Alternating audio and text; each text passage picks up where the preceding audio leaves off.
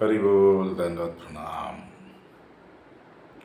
तो मैं शिला नरोत्तम दास ठाकुर के श्री श्री प्रेम भक्ति चंद्रिका ग्रंथ पढ़ रहा था। अगला श्लोक है, आपनी पालाई बे सब सुनिया गोविंद रब सिंह रबे जेनो करिगण सकल विपत्ति जाबे महा आनंद सुख पाइबे जार होए एकांत भजन। जब गोविंद का नाम सुनने से हमारे सारे दोष बुराई भाग जाएगी अपने आप। जैसे सिंह की दहाड़ सुनकर हाथी भाग जाते हैं, हर तरह की विपत्ति चली जाएगी, महा आनंद का सुख मिलेगा जब एकांत भजन होगा। एकांत भजन तो नरोत्तम दास ठाकुर ने बताया कैसे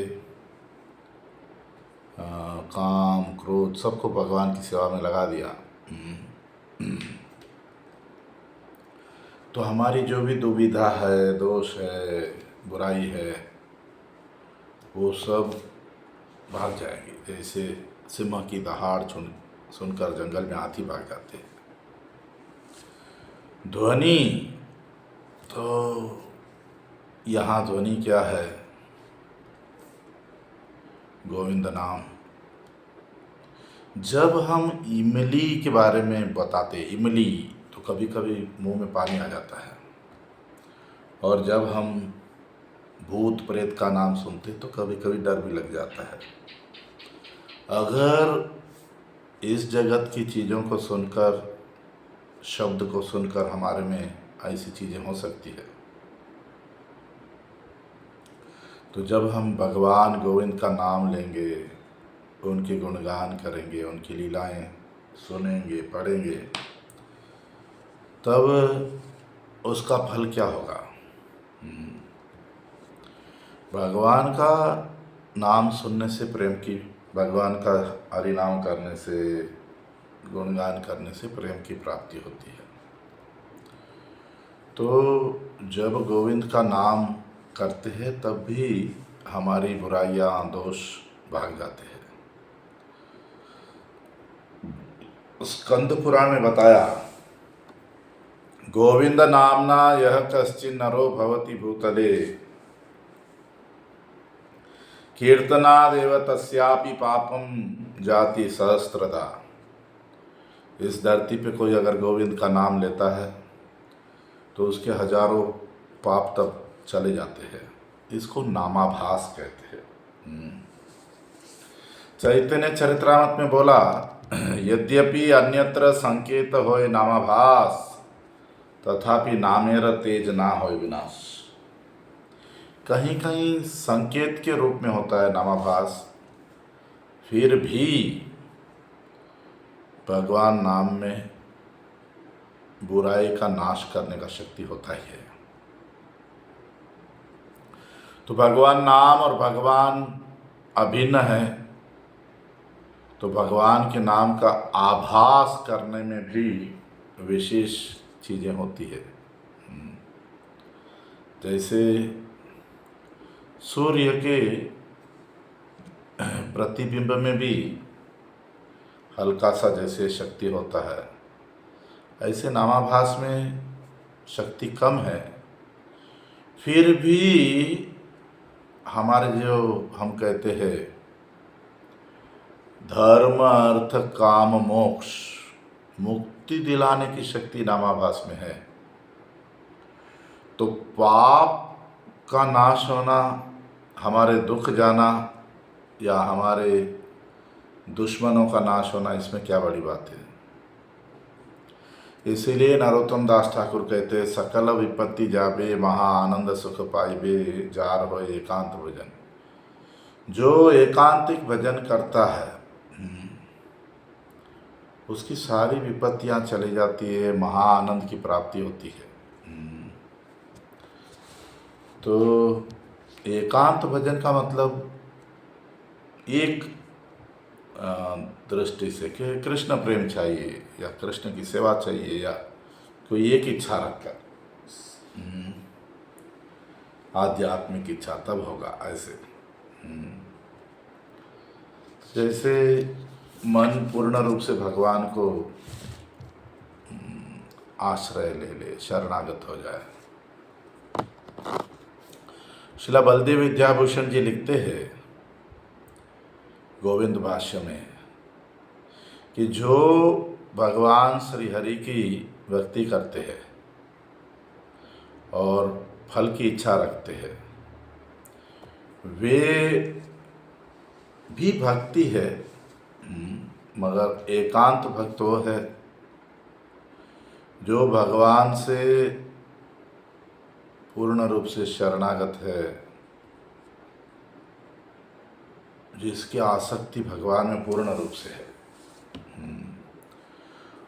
रूप गोस्वामी पाद लिखते हैं तत्रापि एकांति नाम श्रेष्ठ गोविंद ऋतमानसः एसारी श्रीषा प्रसादोपि मनोहर्तुम न शक्नुयात्। एकांत भक्ति का हृदय जैसे भगवान गोविंद ने चुरा लिया हो उनका हृदय, तो वे ऐसे भक्त हैं जिनको वैकुंठनाथ विष्णु भी उनके मन को चुरा नहीं सकता। तो यहाँ 4 तरह की चीज़ें दिखाई देगी एकांतिक भक्त में। पहला, उसका वर्णाश्रम धर्म में कोई आसक्ति नहीं होगा। वर्णाश्रम धर्म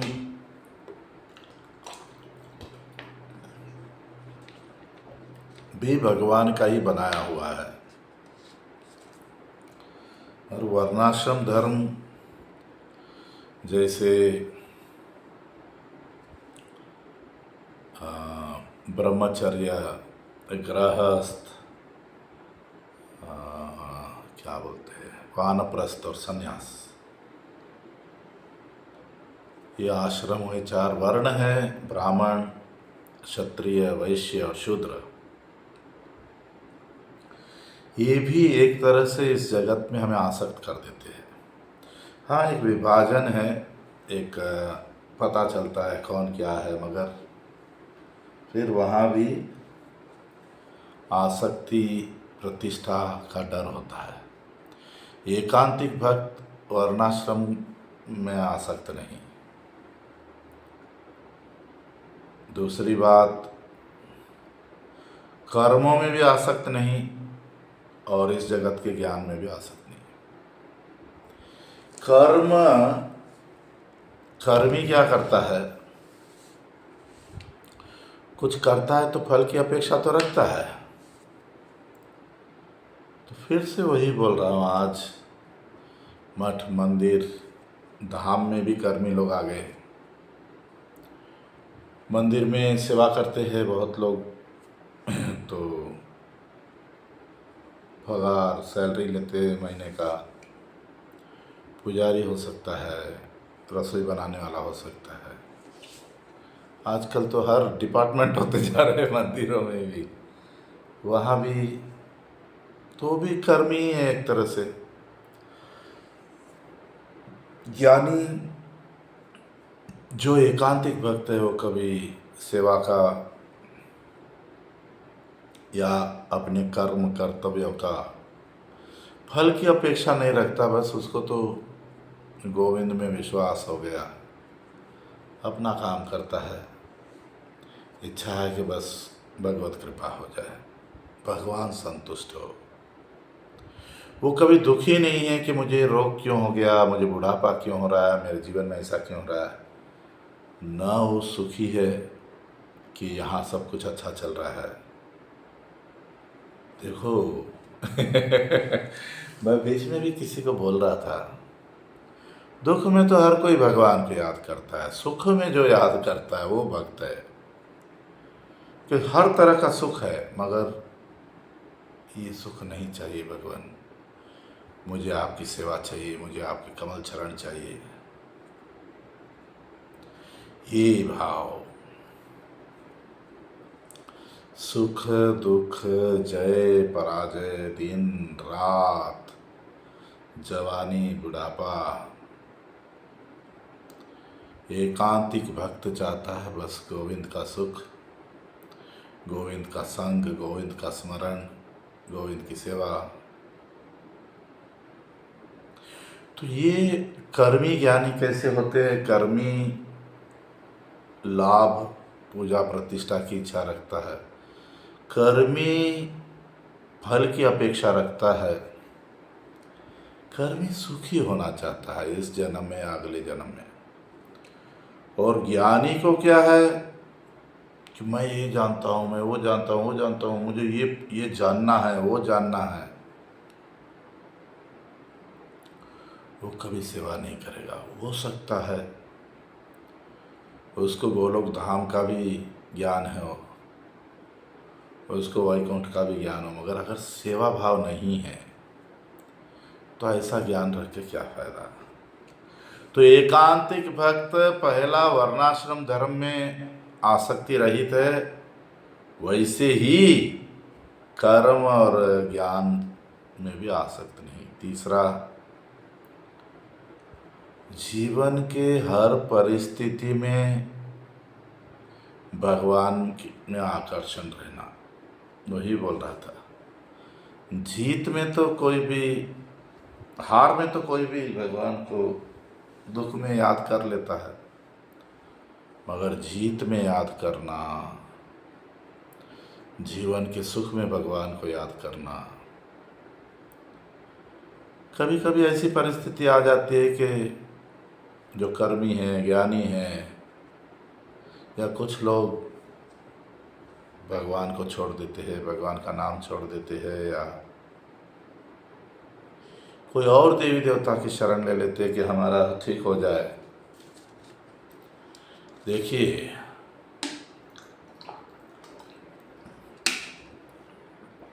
श्रील भक्तिनाथ ठाकुर 4 तरह के भक्तों की बात। पहले तो भगवान श्री कृष्ण भगवद गीता में 4 तरह के लोग कहते हैं कि मेरे पास आते हैं। आर्तो दुखी, अर्थार्थी जिसको संपत्ति पैसा चाहिए, जिज्ञासु जो जानना चाहता है, और जो ज्ञानी। और एकांतिक भक्त ऐसा नहीं, ये इन चारों से ऊपर है। तो चौथा है, एकांतिक भक्त पूर्ण रूप से अपने जीवन का लक्ष्य प्रेम, बस वही चाहिए, एक ही नज़र से जीवन जी रहा है। तो श्रील भक्तिनाथ ठाकुर कहते हैं 4 तरह से भगवान की सेवा करते हैं लोग, भक्त। पहला, कर्तव्य, भगवान की भक्ति करनी चाहिए, एक कर्तव्य की तरह करते हैं। दूसरा, आशा, कुछ इच्छा है कि बस भगवान का भजन करेंगे तो ये मिल जाएगा, ये हो जाएगा। हमारी जो भी भौतिक इच्छाएं हैं उनको प्राप्त करने के लिए भगवत नाम करना। तीसरा, भय, डर है मरने के बाद क्या होगा, बुढ़ापे में क्या होगा, रोग आएगा तो क्या होगा, उसलिए भगवान का नाम करते हैं। मगर सच्चा एकांतिक भक्त क्या है? प्रीति से भगवान की सेवा करता है, प्रेम से। तो ऐसे एकांतिक भक्त को भगवान की कृपा मिलती है, जिस कृपा से उसकी पुरानी गंदी आदतें, बुराइयाँ, दोष सब चले जाता है और उसको शुद्ध भक्ति नाम का खजाना मिल जाता है। और जब वो उस परिस्थिति में जब वो भक्ति करता है तो सही में आनंद का अनुभूति करेगा। मगर फिर भी बोलता हूँ, ऐसे भक्त को समझना बहुत मुश्किल है। अगर हम देखें पांडव लोग वनवास में हैं तो हमें क्या लगेगा? हमें आगे पीछे का कुछ पता नहीं, हम देखेंगे कि ये भगवान के भक्त है और 12 साल वनवास में है।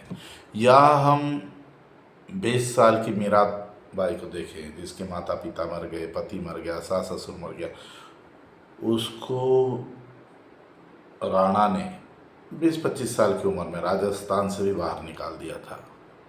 तब की मीराबाई को देख के क्या लगेगा हमको? या द्रौपदी को राजसभा में खींच के आए थे, उसके वस्त्र उतारने की कोशिश हो रही है, तब क्या लगता है? या भक्त प्रहलाद, 5 साल के प्रहलाद को अलग अलग तरीके से मारने की कोशिश हो रही है, तो हमको क्या लगता है? बाहर से लगता है ये लोग कितने दुखी है, मगर क्या है सही में दुखी थे? इन्होंने एकांतिक भक्ति से भगवान की शरण ले ली थी, इनके जीवन में आनंद था। बाहर से लगता है कि दुख आ रहा है, मगर उस दुख में भी भगवान उनके साथ थे, उनको आनंद की अनुभूति कराई। ऐसे होता है एकांतिक भक्ति का मतलब ऐसा नहीं कि हमारे जीवन में दुख ही नहीं आएगा ऐसा नहीं। एकांतिक भक्ति का मतलब भगवान गोविंद हमारे हृदय में आ गए, वो वाला स्टेज कि ये बाहर का कोई भी चीज़ हमें कुछ कर नहीं सकता, और हृदय में सदैव भगवान होंगे, सदैव हम निरंतर हरि नाम होगा, हरि चिंतन होगा। हरि बोल, धन्यवाद।